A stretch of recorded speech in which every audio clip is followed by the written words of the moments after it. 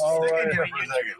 What is your favorite hardcore band working today besides yours? What's that? What's your favorite new hardcore band? Like I said, I love Winter Wolf. I love End It. Winter Wolf. Yeah. Off the hook, man. End It. Off the hook. Baltimore. Okay. Let's see. Oh, there's a lot of them. There's since the pandemic, I'm a big Fire fan. is Murder. I'm a big fan of Billy Club Sandwich, but they're not. They're like 20 years ago. That's true, but they're But new. they're cool. They're new to cool. me. They're my guys. They're my guys. Our friends. What do you know? What's your favorite new hardcore band that you are? All the whole New York, the whole Long Island hardcore scene is sick right now. The fucking, you know. What that band Come Hammer? I never Haven't heard of them yet. Okay. It's too many bands. Their I name love- sounds you know, like I I like want to to- punch them. I like that band Okay. Candy Do also. you know who is Ian Ellis? You know. Ian? Yeah. No, who's that? That's you. That's a comic from Chicago. I do not know them. Just asking if you knew who he was. No, I don't. Okay, are you guys down with Wu-Tang Clan? We're down with the Wu-Tang Clan. Hey, you want to hear? Ain't nothing I don't fucking- know. yeah. Should I say this? Oh yeah, Wu-Tang forever. Okay. Fuck yeah. In 1994, I used to hang out with these Liberian dudes in Nice. Staten Island. And, I used to go hang out with Wu-Tang Clan in the parking lot of the abandoned shopping center in their video. We used to Holy smoke weed. cow. It was cool. Nice. That was That's lit, 94. man. And I was the only dude. I pulled up, and one of them was like, "Yo, what's with the white boy in the car?" Because I was in the back seat. Who was And I with was me hanging when out. they went to what was the big record shop down Tower when they showed up at Tower? Wow, I was there. They went to Tower Records. It was fucking mad. Yeah, it was. that I know. sounds crazy. Yeah, It was white girls pretty, taking it was off off their the tops. chain, man. People were going bananas. Yeah, Okay, what Like band? 90. I like bananas too. What band or artist influenced you the You like most? bananas too. What was I like the band or Troll. artist that influenced you the most of Who? all the music Say you that listened fucking to? question. A lot of them. A lot of bands. Who? What band? That Friday night, what you gonna get? Say it, yo, yo. Grab a phone, grab a beer, it's time for Kenny's show. Help me, Kenny, young boy, Jerry. You might be Kenny, you might someday. It's time for the Kenny show. He don't say much, but you never know what you might see, what you might hear. We heard only once in a to remind him. what is your first name? Jasmine. What is yours? My name is Jerome. Okay. What is your favorite hardcore band? Oh my God, I can only pick one. Well, New York and not. So pick two. New York and not. My favorite hardcore. Same question. His band, Winter Wolf. What? Easy. Winter Wolf. Easy. Okay. Full time? Yes. Rebel Matic. Nice. Are there any old bands like Black Flag in the mix? The thing is, I just came into the hardcore scene like 5 years. I grew up a gospel kid. Maybe you should take a look back. But you know what? I would say that I do love the Bad Brains. Black Flag is the most important hardcore band ever. I got to study They Black spread Flag. the I heard. gospel. They are why there is English hardcore. Yeah, they are. They played England and hardcore too. Okay, what do you think of the economy? Of the economy, sucks. Horrible. What about you? Sam? The drizzling, you know what? Yeah. All right. What did you think when the mighty Boss broke up? I was so young when they broke up. I only heard one song by them. Oh, man. Already impressed I get, right? Yes. Yes. Yeah. That's it. Everybody hears Go Get Devil's Night Out and More Noise and Other Disturbances. That's the raw stuff from the first two albums. Okay. How did you feel when they broke up? When who broke up? The Mighty Boss. In all honesty, I don't know. I kind of like come to hardcore shows here or there, so I do not have an opinion. They're like mostly ska, like ska realm. Who do you think is the funniest person ever? Richard Pryor. All right, I'm right there with you. Mel Brooks too. That's my opinion. Who do you think is the funniest person ever? I would have to say the person from earlier from the Eras, I think Nick. He's hilarious. He's just like Nick, that guy right there from the I era. mean, Yeah. A person that's known. Say that. Huh? I mean, a person we all might know. Harry, somebody like that. Chris All Paul. right, let me think. I think Chris Rock is pretty funny, but I would have to go with George Carlin. George Good Carlin. answer. Good I like George that. That's a good one. Okay, what do you think of the Wu-Tang Clan? Oh my God, one of the top 5 greatest rap duos, not even duo, rap groups of all time. And the first brand and the phenomenon. Mariners Harbor represent. I'm from Staten Island. Y'all can roast me. I guess you love them too, right? Yeah. Okay. What do you think of the first, current, and last president?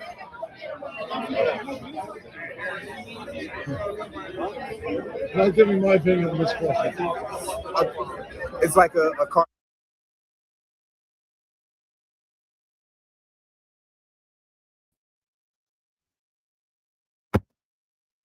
All right. Waiting for the guests. Since they're backstage, I don't see anyone backstage. I can see. My end.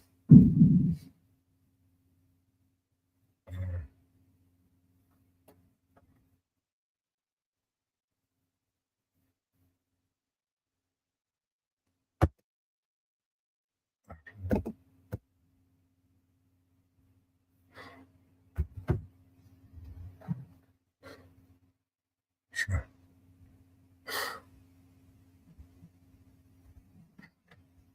Until they get here,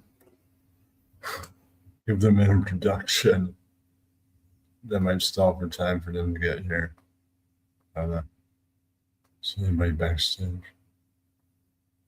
I guess.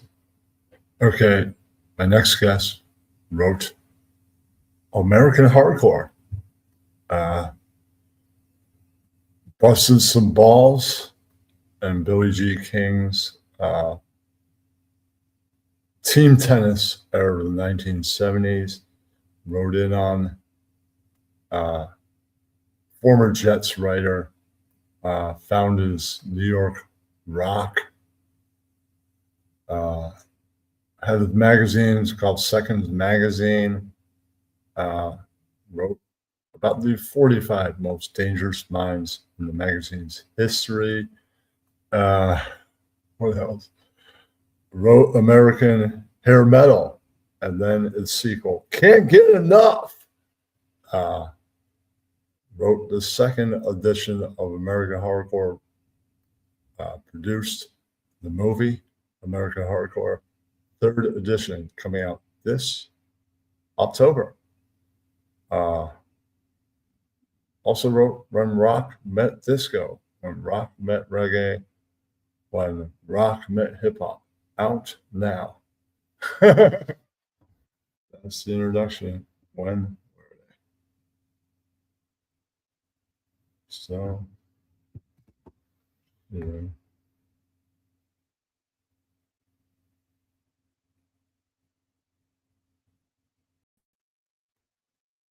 Okay, I guess that's that.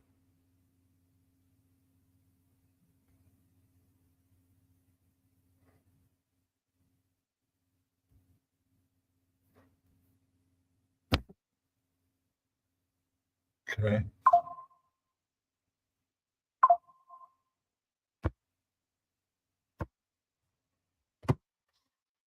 So waiting for Blush.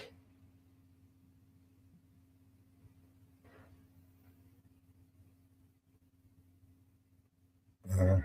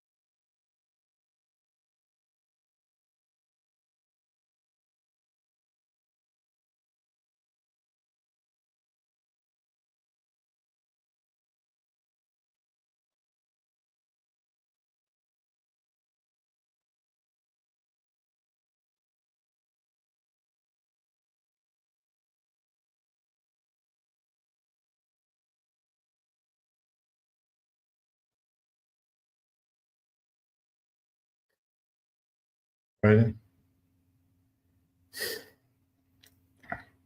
We're down.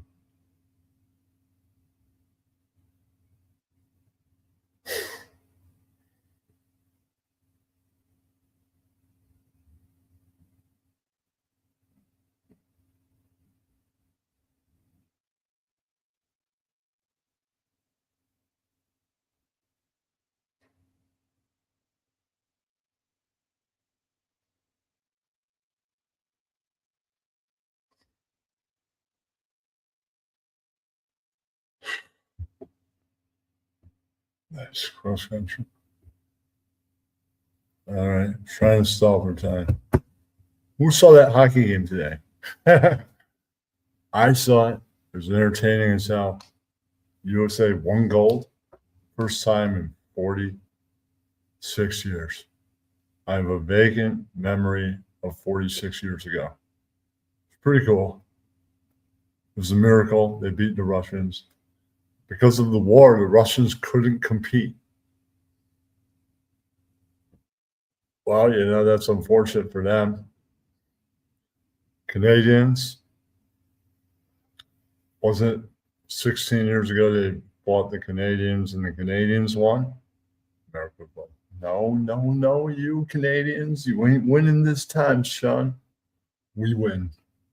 We're the best. Yeah, that's right. You know the rest.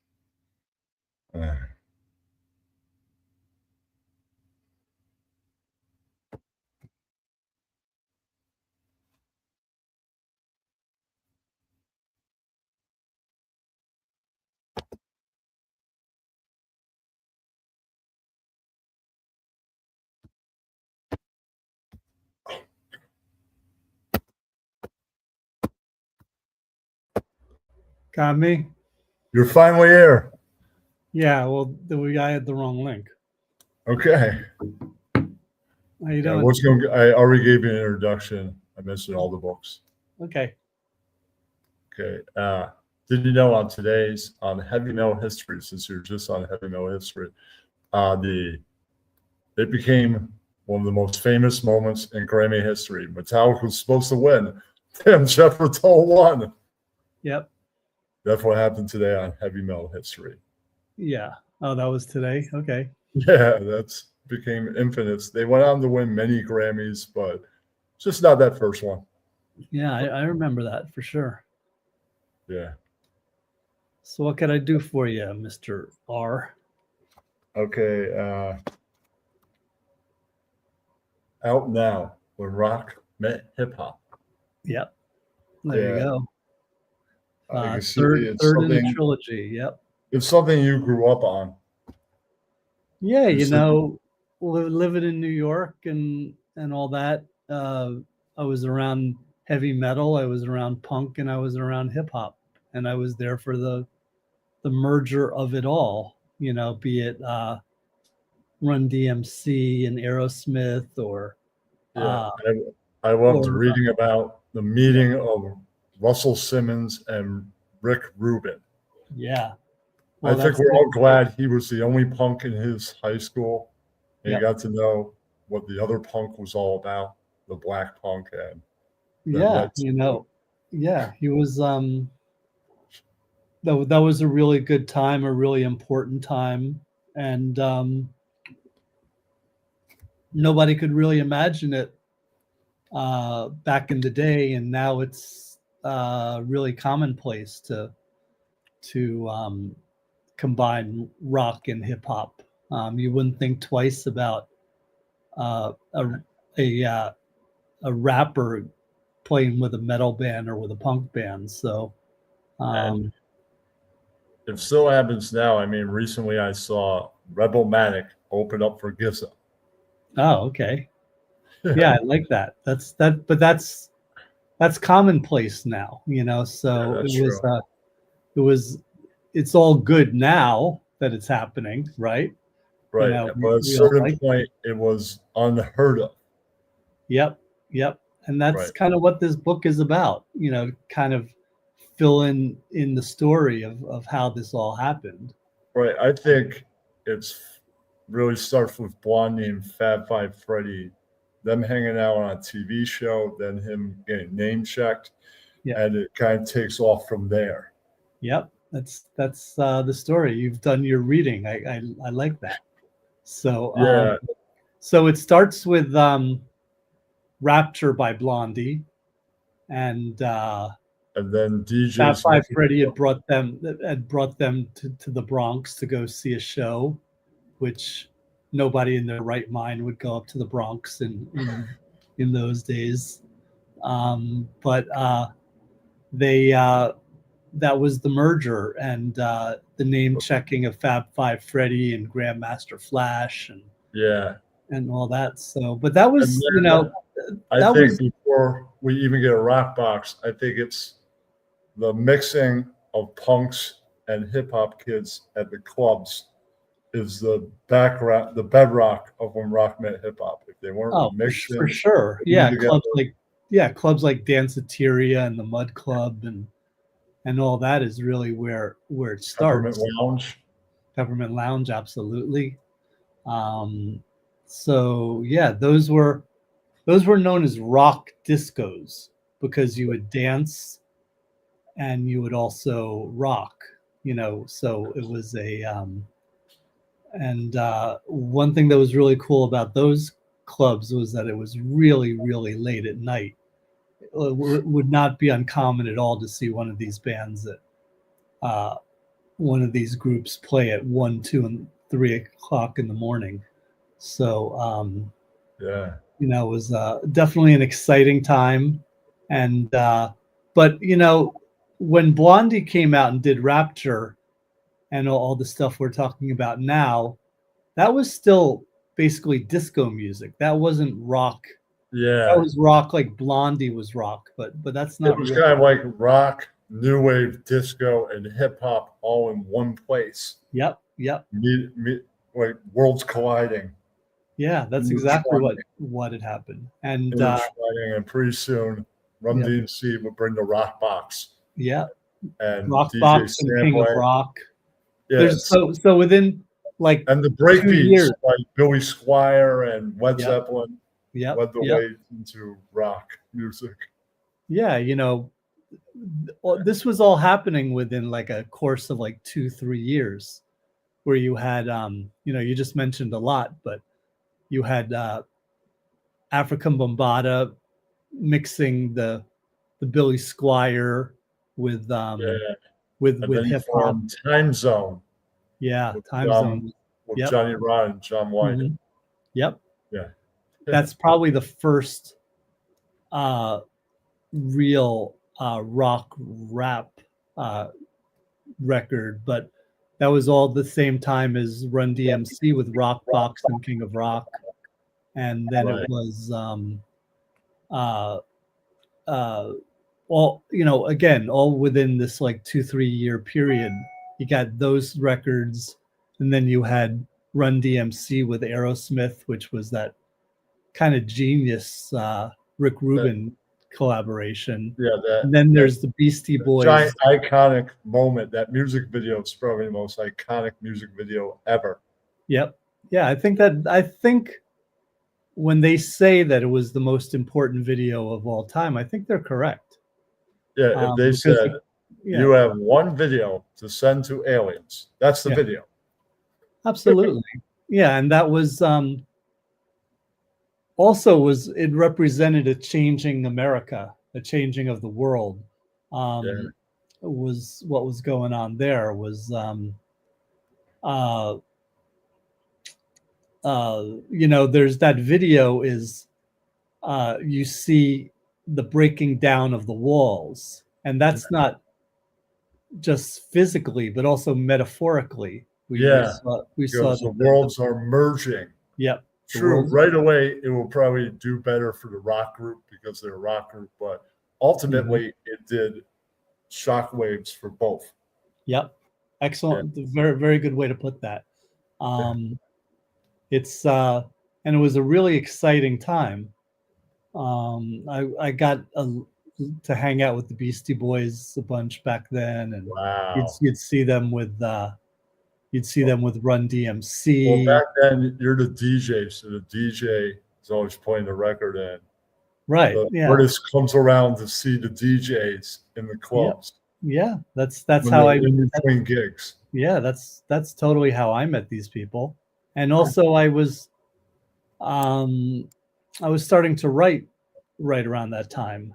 Oh yeah, Seconds Magazine, and Yeah. you're also in all the rest, Melody Maker, right? Yep.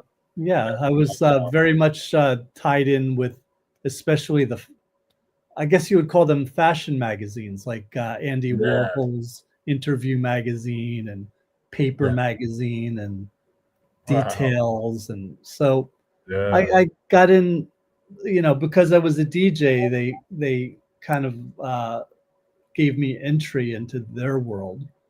And so all those things were happening, and it was just a cross collision of cultures. Yes. It was happening so fast. Uh, And then what you had, interestingly, was that's rap meets rock. Then you had, in the West Coast, you had this rock meets rap with the Red Hot Chili Peppers and Faith Yeah. No More and House of And- Pain and Cypress Hill, and that Yeah. all leads to Rage Against the Machine. You yeah, know? and Cypress Hill did that whole rock superstar album. Yeah, absolutely. And there's also the Judgment Night soundtrack, which I give a Yeah. whole chapter to, which, like House of Pain and Helmet, or Biohazard and Onyx. yeah, Pearl Jam and Cypress Hill, and Most of Pearl Jam. Eddie Vedder, I read, did not participate. correct. Yeah, he didn't really have anything to do with that, because most of that chapter kind of describes, like, a lot of people didn't want to partake in that because they didn't really get it. Right. And some did. Yeah, and some did. One thing that I think is the ultimate is on that record is where Slayer and Ice-T and Body Count get together and do a Yeah. medley of The Exploited. Right. Yeah. So that's really just so far ahead of its time. And that Yeah. record kind of inspired what they now call nu metal, which is, Yeah.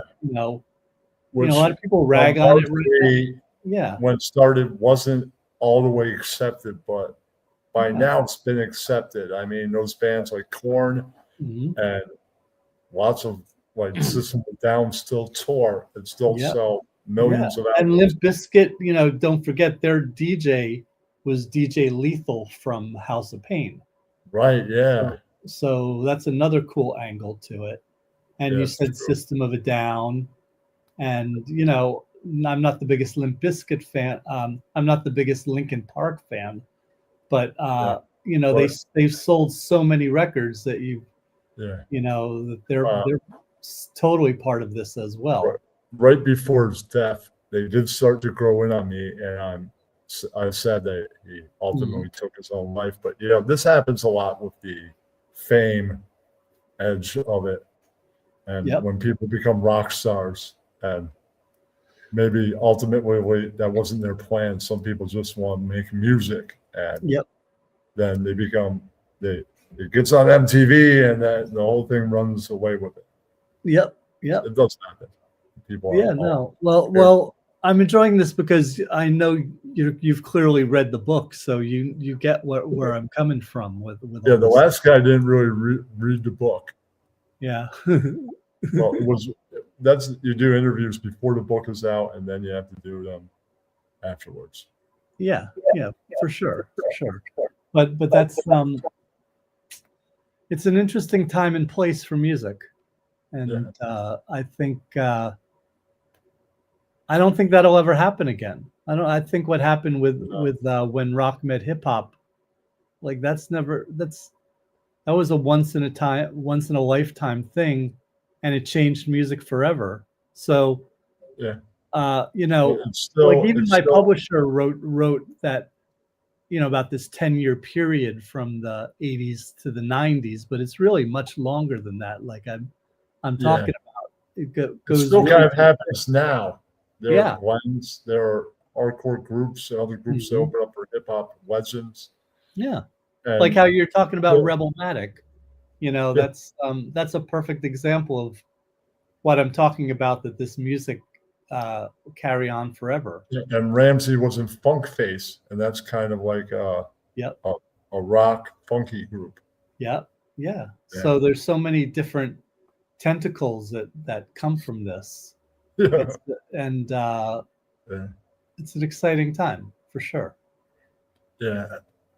All right, let's shift down to other books since you wrote so many, right? I have written a few books. Yep. Right. What are you adding to the 25th anniversary of American Hardcore, since that's coming out this October? Yeah. Well,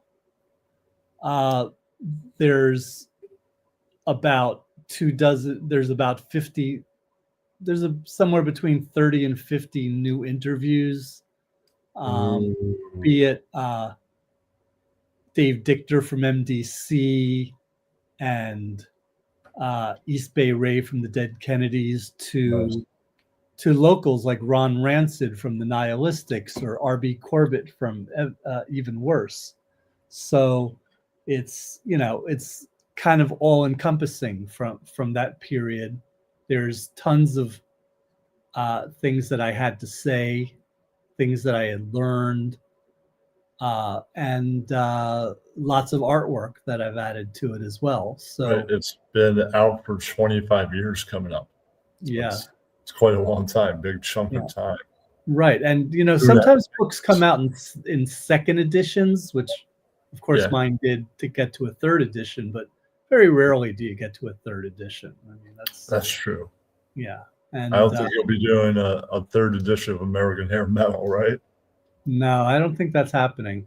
Although that book did, it's funny, man. You know, it's like American Hardcore really tapped into people who were very serious about punk and hardcore and all that. And then I kind of burned my bridges a little bit with some of my friends by doing a book which basically attracted secretaries who were into John Bon Jovi.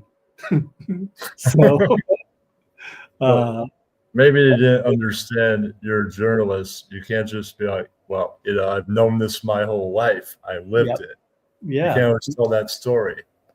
Yeah, I mean, if you look at all my books, they're all of different subjects. Yeah. And that's really where I'm coming from. I'm a little ahead of the you know, the common course of music. You know, I don't just listen to hardcore. I mean, I don't even look like a hardcore person. You know, I don't really read as one. You know, but I don't think I'll tell you this much: with Seconds Magazine in the late 80s and 90s, all of the 90s, I was about the only person writing about hardcore. You know, I mean, pretty much any of these bands. I mean, people weren't writing about these groups. You know, they were kind of dismissed, kind of laughed at in a way. You know, it wasn't even, you know, so I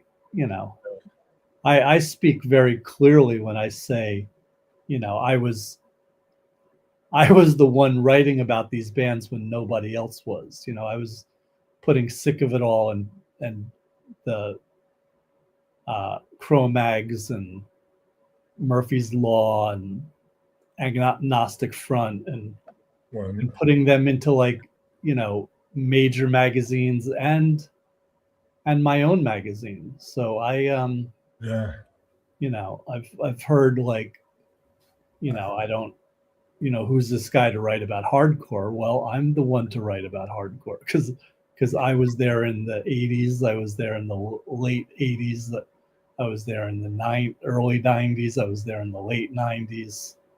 Yeah. You know, and I wrote a book.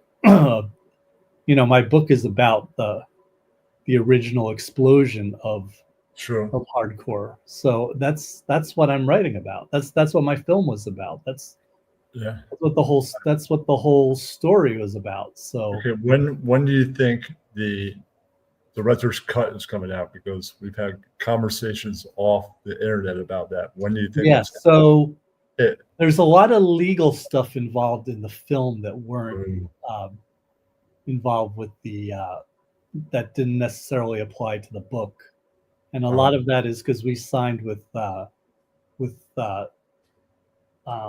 Sony. You know, Sony put out that film, so they own the film basically, not forever, but they have some serious restrictions on what's going to happen with how they control the film. So, but they in, what do they stop 4 more years, in 4 years they won't own it anymore. Okay, so in 4 years, is that when you're going to push the directors?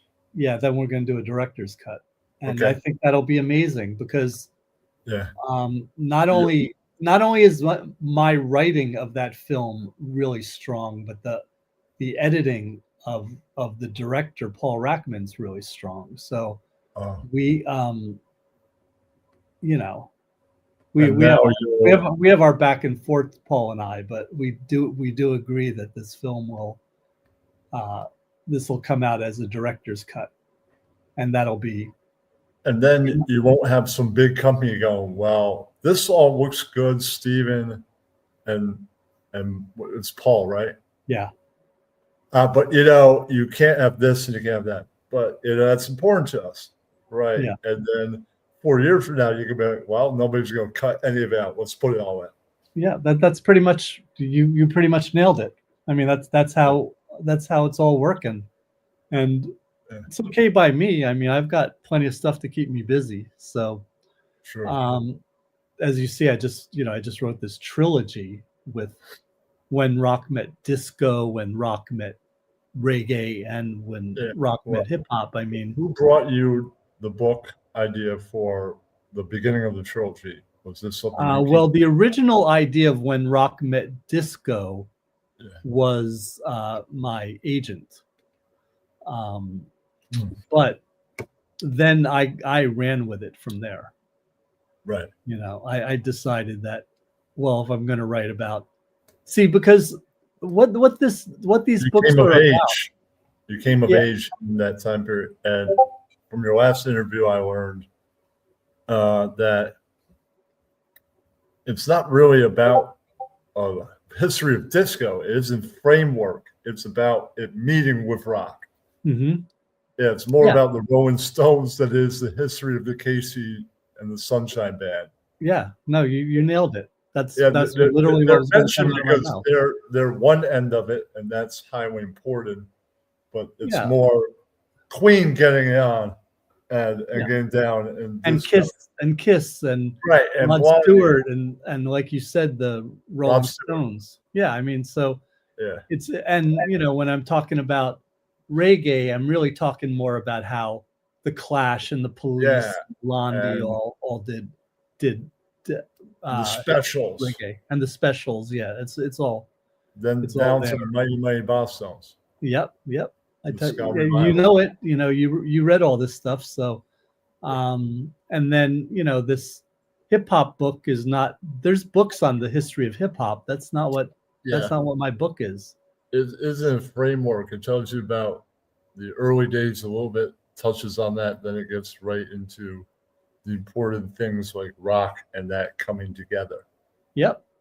It's a bigger part of it. Yeah. So that's what that is. So I've got a lot of stuff coming out. I've got this third edition of. I just did this trilogy. I have this third edition of American Hardcore. I'm now starting on a book also with Blag from the Dwarves. Oh, nice. About their story, about their like totally, deranged world that he comes from. I've seen them. Yeah, so you know what you know how they're pretty unbelievable. So doesn't their shirts say like bloody pussy? Yeah, blood guts. I have one of those. Yeah. So they're amazing, So and the secret about the dwarves is that that Blag, the singer, is really a genius. Yeah. He's really like you watch him on stage, you wouldn't necessarily think that, but he's he really is, you know, he's a very educated, very you know, he's a smart guy. So we're gonna do a really nice book with that. When do you think, is it just a work in progress now? When do you think that might come out? Or do you not? That'll be out at the end of next year. Okay, cool. I'll look Yeah, forward and then to it. Hopefully there's a book signing because I'd like to. yeah. So so I'm just starting to work out the signings on When Rock Met Hip Hop as we speak. Okay. All right. So that's all coming together. Okay, so when do you think you're having that? Because I still gotta get my copy signed. Yeah. Well, I'm gonna do something at Generation Records very soon. Okay. So I don't have a date yet, but it'll be within the month. Okay, cool. So that'll be cool. And then there's a I know Best of Seconds magazine project in the works. Okay. Is that's something that goes beyond 45 Dangerous Minds? Yeah, it's like every article that was ever in the book, ever in the magazine. Okay, so that's just that'll the be best interviews. Yeah, not Beyond just the best interviews, but like Beyond every the best. interview. Actually, 45 Dangerous Mind is a great book. That's more like our most intense interviews. That's how what we call it. But this will be like everything we've ever done. And, so that'll be end of next year sometime. Yeah, again. Okay, and it'll cover the bands you broke, like Soundgarden. Yeah. And you broke Pearl Jam too, right? Yep. And Rage Against the Machine, right? Basically the Seattle bands and the New York underground bands. So Tool, Faith No More, White Zombie, Soundgarden. Did you break White Zombie? Who's that? Did you break White Zombie?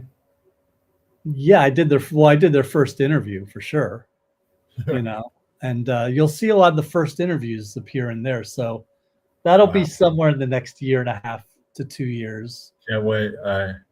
I missed out on Seconds magazine. Well, I'm not a Manhattanite. I wish I was a Manhattanite. If I could do it all again, I'd be a Manhattanite. Yeah. Well, because Manhattan is where it all happened, right? Life is funny how that works, right? Yeah. Okay, I wonder where can we go see Gas Wild live? Because he's one of the few that I couldn't find music for. Gas Wild. Yeah. Well, the Love Pirates kind of play every once in a while. Okay. He's getting older right now. We're talking about the Lost Rockers book right now. And that's going to become okay. So another thing is that I've been starting to get I've been starting to focus on foreign editions of my books. Oh. And I've had a few already. Like American Hardcore has come out in like 5 different languages. Nice. But there's like some pretty obvious ones I don't have. I'm in Italian, I'm in French, I'm in Japanese, Polish, and a British edition. But I don't have like a German edition. I don't have a Spanish edition. You know, things like that should obviously be. So I've been talking. So I've been talking with my publisher of Feral House, and all those books are going to come out in Italian. So nice. we already have. They're going to do the 3rd edition of American Hardcore. They're going to do the 2nd edition of American Hair Metal. Can't get enough. Yeah, can't get enough of the. Out in all Barnes and Noble now and Amazon, of course. Yep. And all independent record bookstores where you can find them. Yep, correct. Most would have it. Or wherever you could find them. Yep. So Yeah. it's but so there's a lot going on. I mean, I got my Wasn't there supposed to be a Lost Rockers movie? What happened to that? Project? Yeah, that well, that's where I kind of stopped. I had a fallout with Paul, my partner on American Hardcore, is that he worked on it with me and then he just quit. And I just think that that's like, you never quit one of these gigs. You know what I'm saying? Yeah. And you never say you're going to write a book and then don't get it out. The worst thing you could do is to work on a project and not get it done. So Yeah. I have a little bit of a beef with him because of that.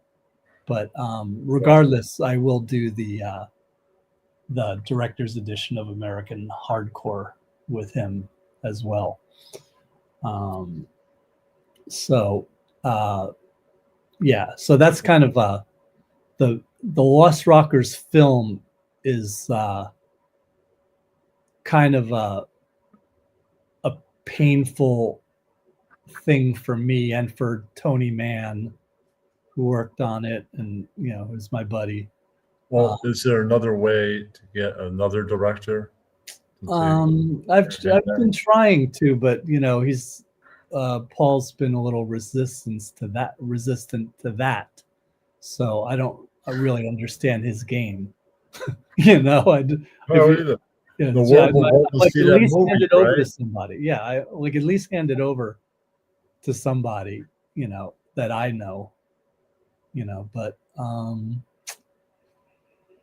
yeah, that's about the only real disappointment in my career, because that film should have come out 10 years ago. So that really that was a bad one for me. But also with the foreign editions, their New York Rock's going to come out in the foreign edition. Lost Rockers, the book, is going to come out in the foreign edition. Or I mean a few foreign editions when I say that. So that's another thing I'm concentrating on in the next couple years.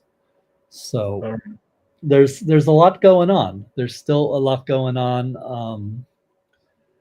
There's my agent wants me to do rock biographies. Biographies of whom? Like somebody like one of these grunge guys, for instance, or like Eddie Vedder, right?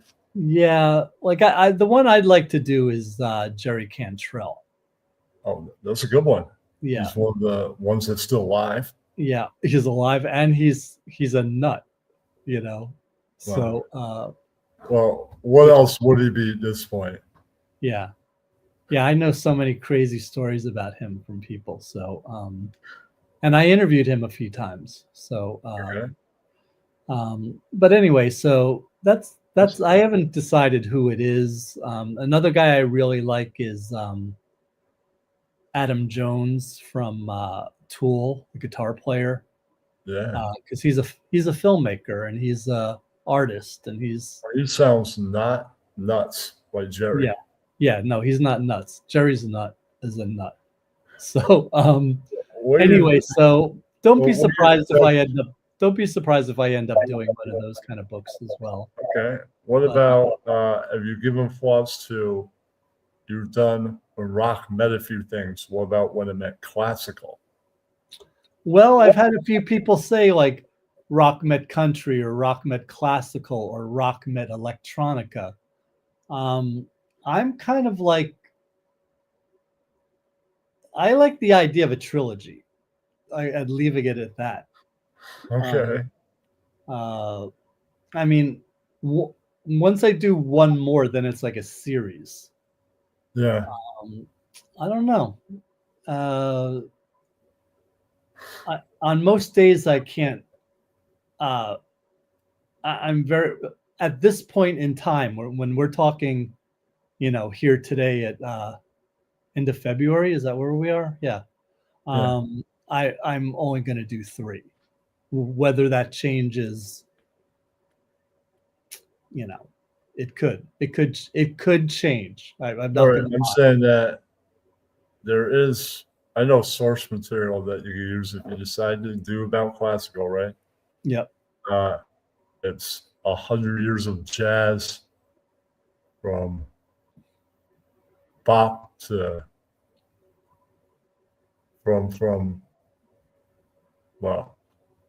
That's Yeah. why I Roy mean, Clark- and then there's all the, all the rock people who were kind of classical, and the Moody Blues or yeah, Emerson, Lake and Palmer, or that Yeah. kind of stuff. But that's not my. I never really liked that stuff. So Okay. I don't know. I mean, I could do a research piece, but these are my. I thought about rock when rock met funk, but that's awfully a lot like hip hop and disco. Yeah. So I'm kind of I don't It's know. kind of the same. It's the same neighborhood. Right. That's kind of how I feel. So, it's not like I could write about the Ohio Players or Yeah. Graham Central Station being like the Red Hot Chili Peppers, or that's like I said, I think we've covered that territory already. So, Well, when it really met country, it met folk and blues and Yeah. rock. Yeah. They all got put together. and likewise, and also basically right now at this period in history, Yeah. country music is rock. That's more like the Eagles and all those kind of bands. That they don't really sound like twangy George Jones kind of stuff. They really, Maybe they did on Desperado. Yeah. That's only the second album. yeah. But in general, They graduated from that at a certain point. right. And when you listen to country musicians of today, they sound like that stuff. That they sound like the 1970s rock bands, 70s and 80s rock bands. So That's true. but again, I don't know if that's really for me to. I don't know if that's the book to come from me.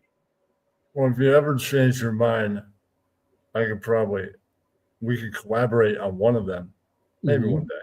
Yeah, yeah. I I'd mean, be more into maybe the country one, since we probably like that more. yeah. I probably know it more. Yeah. So, Yeah. but I'm not exactly sure. I mean, I think the When Rock Met Hip Hop is really. I like each of those books in that trilogy got better. That's true. And the with rock met hip hop being the best of all of Right. them. And So I don't think I could. I don't. And if you're not into everything, you could choose. You could be like, well, it's ruined the reggae. I'll read that one, and you don't have to read the whole trilogy. Yeah. If you're way into everything, then you can read it all. If not, Yeah. then just read what you're into.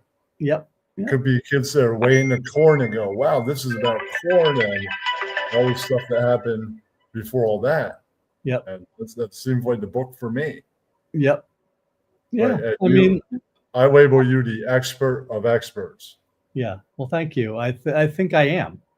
Yeah. And not just that's not me. That's not me talking shit. That's just I just think that I've created a new style of rock writing, and it's it's all like rock meets something. Even Lost Rockers or New York Rock is a form of that. Yeah. And so I'll just keep continuing with the path of what I've told you about. Right. Do you think you'll ever bring back your interview series art of the interview? Well, I've thought about it, but I think I think I should have done a podcast.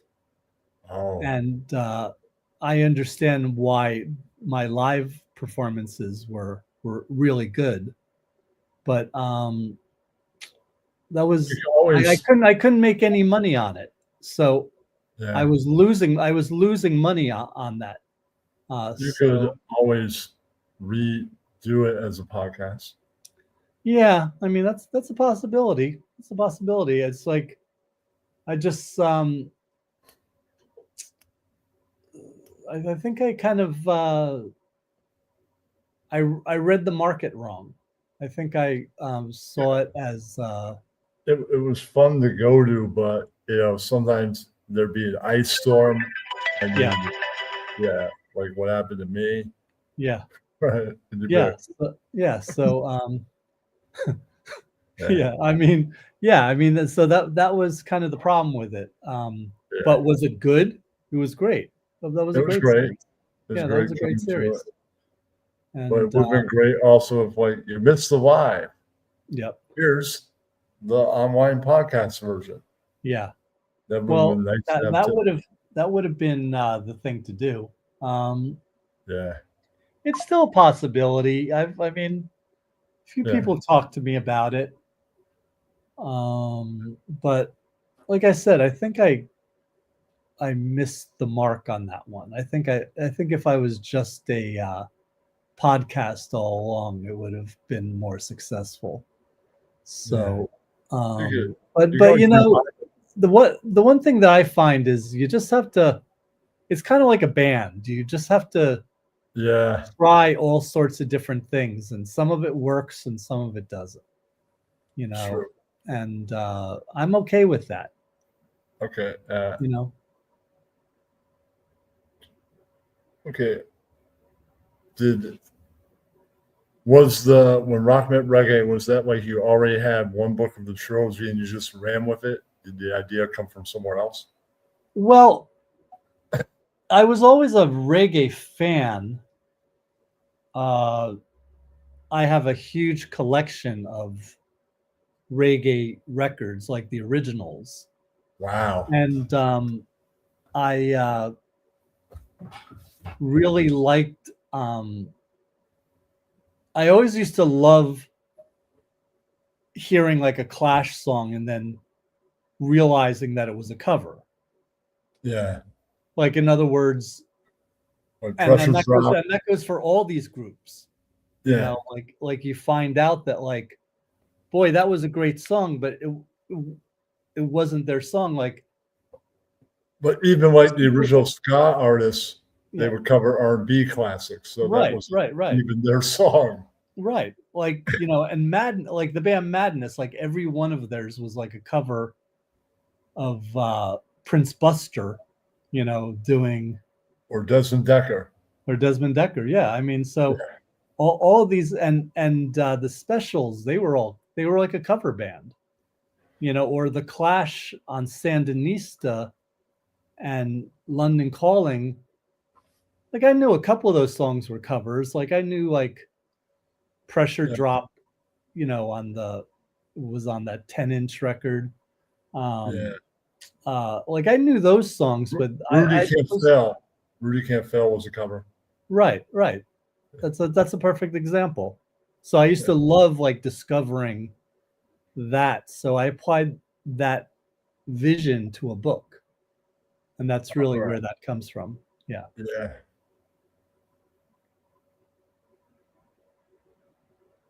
And I still haven't seen every single movie, but I saw The Heartache Come. I saw Roots Rock Reggae, great movie about the studio. Yep. Amazing. Yeah, and if you read in that book, I talk about all of the movies. Yeah. And like a lot of them I hadn't even seen when I wrote the book. I had to actually go see them so I could talk about it. But the Clash movie is really good. I like that a lot. Yeah, Rude Boy. Or about their roadies. Yep. Yeah, And one thing I really like, a section that I like in that book, is that DJ Scratchy from the Clash talks about all of the songs that were covers. You know, and that's the kind of I want to learn something from writing a book. You know, so you know, I just constantly am. My thirst for knowledge doesn't stop, and I'm not gonna, you know, I'm not gonna retire.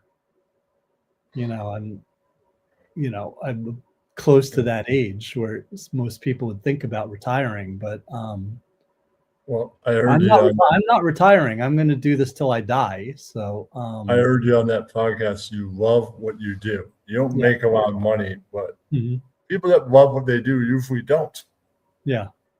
Yes, and that's an important lesson to pass on. Is that, like, I remember, I don't know if this was the podcast where I was talking about this, but because this is a topical subject for me. Yeah. But there was, you know, I've run into people from high school and college, and they've all been what you would call successful. Probably worth millions, right? Right, and they're jealous of what I do. You know what I mean? So I guess they're like, I've made a lot of money, but Steven, I hate my job. That's what they're saying to you. Yeah, basically, yeah. And that makes me.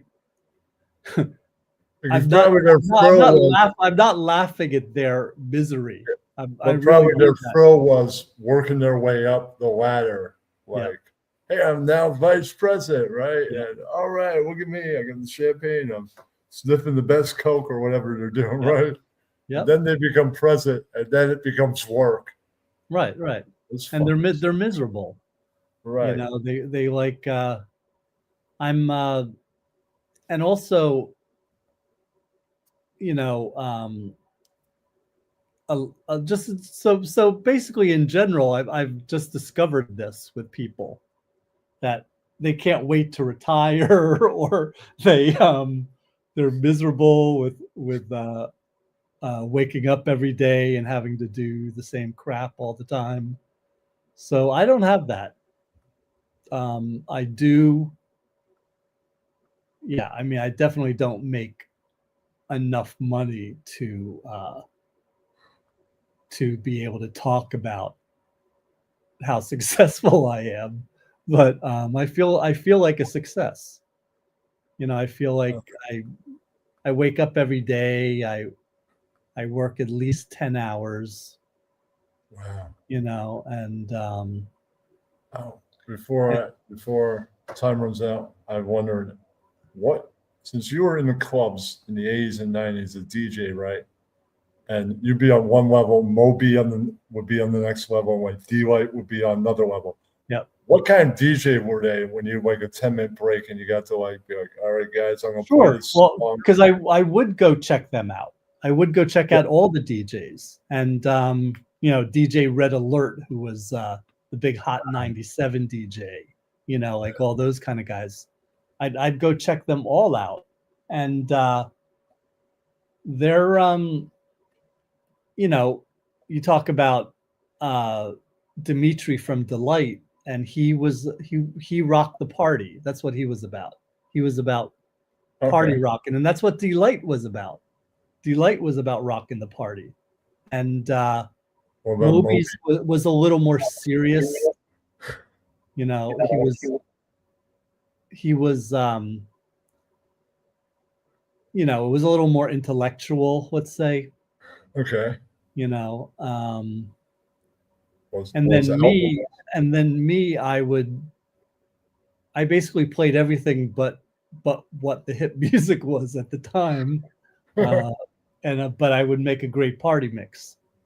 You know, so you were the rock the party. Yeah, I was more with the rock the party. Dimitri was like rock the party in kind of a club music kind of way. Okay, what about? Did you ever check out Cool Hurt? DJ Cool Yeah, Hurt? I would often share, like I would spin half the night and Cool Herc would spin or Grandmaster Flash would spin. Wow. So I would literally be, right at the same turntable. Were they like the party DJs, or were they more serious, like Moby? I'd say they were somewhere in between. They were very serious, and they were also historical. They were historical in their music. You know Right, what I right. mean? They played more of a, they would play music that they were known for. Okay.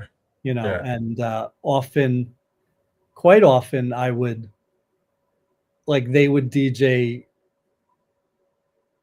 like I would DJ till midnight and they would DJ after midnight. Or sometimes I would DJ,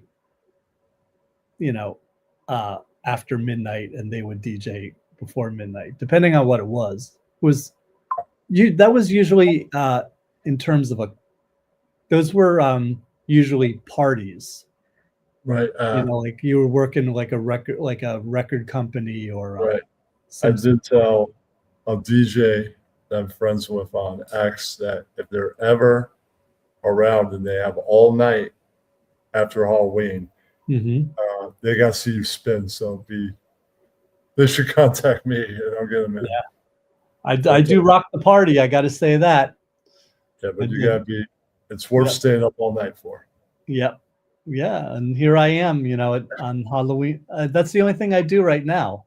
And it's fun for me. There was a time where DJing became a chore. And I slowly, it was hard for me to DJ, regularly at clubs and also to be a writer. Because I would just have like my brains would get beaten into, just being at a club. So whatever, to each his own. I've had experience, I feel like I've had experiences and all these different ways and all these different parts of the music business.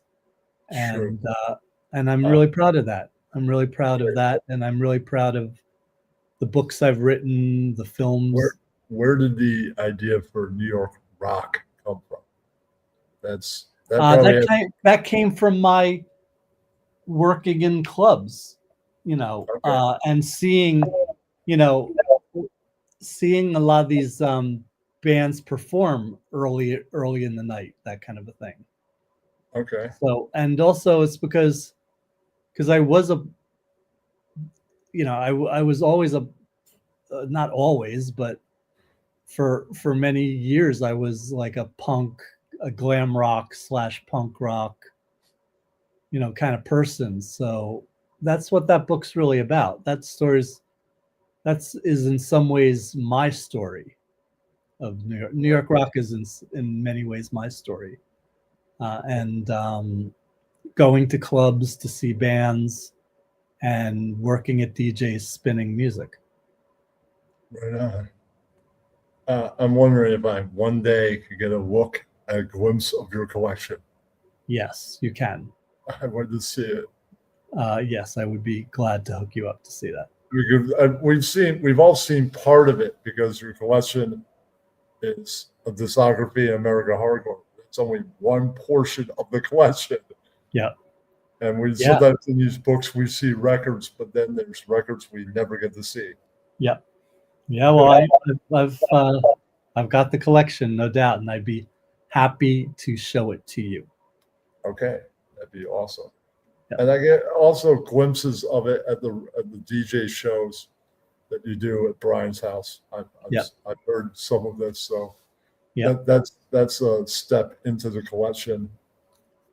I don't know if you've noticed, but in the past, couple of years, certainly since you've been coming, I play almost exclusively 7-inch vinyl. Yeah, I've seen it. Well, I think I saw a little bit on the digital, but very, very few and far between. Yeah. So it's really hardcore. That's a very active kind of thing. Like you got to be ready, every 3 minutes with another song. So it keeps me active doing it. So yeah, I mean, DJing, look, when I was 18 years old, I wanted to DJ and collect records and hang out with rock musicians, and I got to do that. So Yeah. Sometimes I wish I was a Mahanite and I was close to your age. yeah. I probably would have done the same. Well, I'm not ancient, but I know. probably got a few years on you, I'm sure. I mean, I'm jealous since the heavy metal history. You got to see Zeppelin. Yeah. Yeah, that first show I ever saw, Led Zeppelin at I'm Madison too Square young to Garden. do that. Oh man. Yeah. That was wild. That was it was a dangerous kind of thing to be at. People throwing M80s into the audience, those like, stuff like that. So it was a crazy time. And yeah, and then I very soon after that discovered punk music, which I learned. Well, I'd been to England on a high school exchange program, which had a lot to do with it. But also just reading the New York Times and reading about Lou Reed and the New York Dolls and Patti Smith, Right. and realizing that there's this whole other world out there. And I had a different four-way into it. It's kind of more into heavy stuff first. Yeah. Yeah. We all find our way, and then we're like, wow, I only made it all that, but yeah. No, you know your music. It's all about the Misfits and Black Flag and all that. Yep. I gotta go hear that. Yep. Yeah. Yeah. Well, that's it's every path is legitimate. And it's different. Yep, for sure. Okay, what was your favorite interview from the magazine that you did? David Bowie, because that was a good one in the book. Yeah, and he was. I like the kind of interviews where, like, there's a lot of bullshit in the music business. People think that people get confused between interviewing somebody and being their friend. So not to say you're we're not actually really, friends. they're not your friends. But we're actually friends. But if I was sitting here with, like, let's say not you, Paul Stanley, I'm not friends with Paul Stanley. Right. Maybe right. Maybe I met his manager. His manager said, "All right, I'll set it up." Exactly. Right. So don't confuse yourself that you're friends with these people, but you're sort of friends with the manager. It's a business friend thing. Yeah. But you're not friends with who they're setting you up with. Yeah, or when you're with them for that 45 minutes or whatever. Yeah, for however long it is. Yeah. They're doing their promotion, and you're there to help them do the promotion. So David Bowie, David Lee Roth, Gene Simmons, guys like that, they would be your best friend for like an hour, and then you would walk away and that's it. So those people the people I just mentioned really understood that relationship. Yeah. And they were very clear on it. And like David Bowie, you would do an incredibly deep interview with, and then you'd say goodbye, and that's it. That's it. So, you're not their buddies. People always ask me, who are you friends with? And I'm like, I'm not friends with any of these people. That's because, and if you think you're friends, you're kind of a fool. Because haven't you become friends with like the Misfits, or is that wrong? Well, but that's the same thing. I'm saying it's like you know, Glenn Danzig's very cool when I'm with him. Right. You know, Henry Rollins is very cool when I'm with him, but you know, they're not thinking of me. They're not going to be like, hey, I'll call that guy next week. No. Yeah, no, it's not like that. Right. So Right. I think I've got it right that of how this works, but most people don't. Most people have it, you know, they confuse.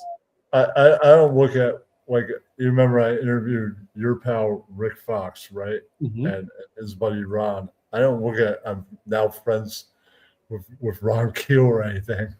Right. Well, it's the same kind of thing. What Ron did me a favor. It was nice, and I'm not going to call him next week and go, hey, you're going to be in New York. No. Yeah. No, it's just that you had this interaction with them, Yeah. and it, however it went, you know, it's fine. It's just fine. Yeah. But don't confuse it with friendship. You No. know, and I'm not saying you. I just mean everybody. Like, don't confuse this thing about relation. Like Seconds Magazine, every issue is just filled with name or up and coming musicians, but that doesn't mean like Josh Homme, who from Queens of the Stone Age, who I've saw quite a lot in my life. That doesn't mean that's my friend. That's Right. somebody who I worked with. Right. I want to know, well, somebody in the audience want to know, in all the famous people you knew, who was like the biggest douche?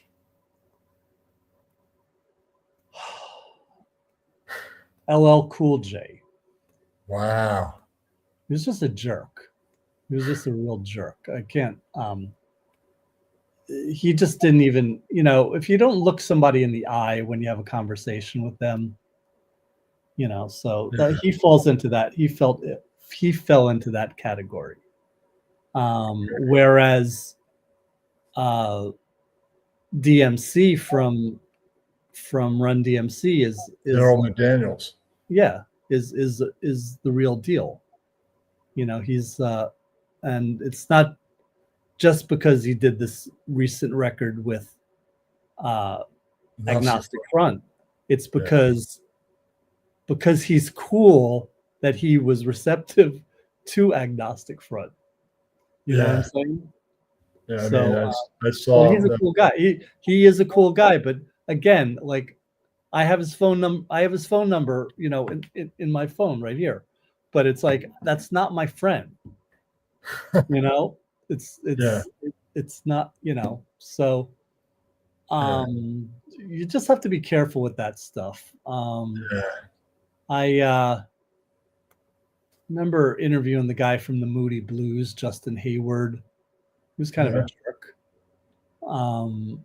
But we had nothing in common. I was just some guy interviewing him. Yeah. So, but yeah, I would probably put LL Cool J ahead in the douchebag category. What about didn't you just recently have a fallout with the guy that owns the Steelers? What was his name? Did I say that in an interview? No, I think we were last time on the sports show. Oh, right. Well, yeah, you want to know why? Because I did a birthday party at Jesse Mallon's club, the one that used to be 171 Avenue A. And he was a real jerk to like all my friends there, and I just I'm not going to stay friend. I was friendly with him because I was friendly with his wife, and we would spend like New Year's Eve together or something like that. So that's a friend. Yeah. But he I guess he dissed my friends, and I decided I don't want to deal with a guy like that. I guess he didn't like the punks. No, he didn't like the punks. He didn't really respect it. And yeah, a few people had actually well, it's not important. It's just, you don't diss my friends and me just take it. Yeah. So that's, but he's very famous, and good luck to him. I'm not even mad at him. I'm just kind of just wrote him off. Right. Okay. Where did the idea for the Lost Rockers book come from? I've always been fascinated by musicians who you know their work, but you don't know who they are. Right. Like, the hit song that some rock star had, Right. but it's Yeah. not really a song they wrote. It's a Yeah. song some person that kind of got. Or they wrote a song that was famous, and somebody else did it and was more famous for it. Right. Or stole it. So Right. I'm still really fascinated by that. Yeah. And that's kind of why I'm not happy with how the Lost Rockers film didn't turn out. Right. So because that's a great story. It's a great story. All these people, they were friends with Andy Warhol, they were friends with Motorhead, they were friends with Tina Turner, they were friends with Joan Jett. But who are they? Well, sometimes just having that friend and the friend's famous doesn't always work.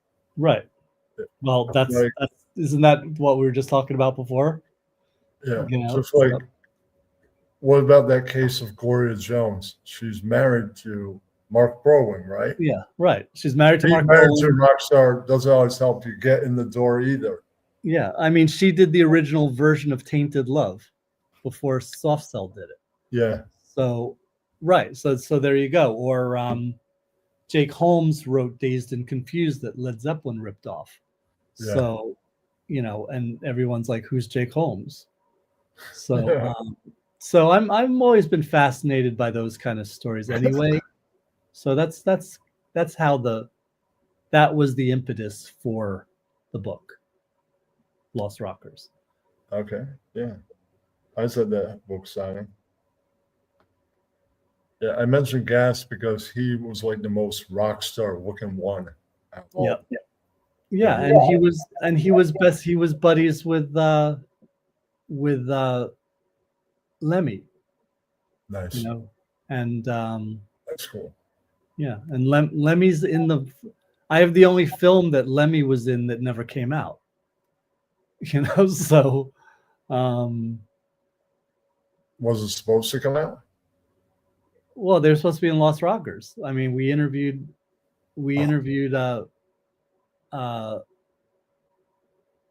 Lemmy for Lost Rockers. Oh. But yet that movie's not out. So hopefully before you go away forever, it does come out. Yeah. Well, that's still what I'm hoping for. It's still the plan. I love never quit on a project. Right. I'd love to be singing in an independent theater at the premiere of the movie Lost Rockers. Yep.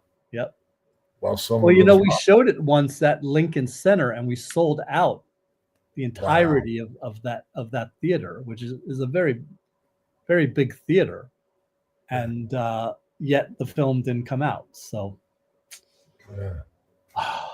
yeah. So, hope I didn't give away too much on that, but that's a real pain to me. Yes. Yeah. This has been fun discussing it. I really got to take a piss. I'm sorry. Yep, that's okay. Well, I think we covered it. We did over an hour, so I hope people get something out of it. All right. So I know you're on Drew Stone's thing like what? Early Uh, March, right? in 2 weeks. Yeah, I unfortunately will be going to Jersey, see Murphy's Law and the Pie Tasters. Okay. Yeah, so I won't be able to see that, but I'm gonna watch the replay. Great. Yeah, please do. That'll be good. I And definitely- I'm a fan I'm a fan and friend of Drew. I am too. Yeah. I'm sure Yeah. I catch most of his shows. I'm always Yeah. in the office watching. Yeah, of course. Well, that'll be a great one. All right. So, Thanks for doing this. Thank yeah. you, Worldwide Sports Radio Network, for letting me stream it here. I hope you enjoy the replay and the stream on mine too. Yeah. Yeah. Let me know replay or whatever. I'll spread the word on that as well. Okay. Okay. Thanks, Flash. You got I'll it. see Take you care. around. Yeah. All the best. And let me know about when those signings are. Yeah, of course. I'll give you. You'll be amongst the first to know. All right. Okay. Doing this. All right. Take care. All right.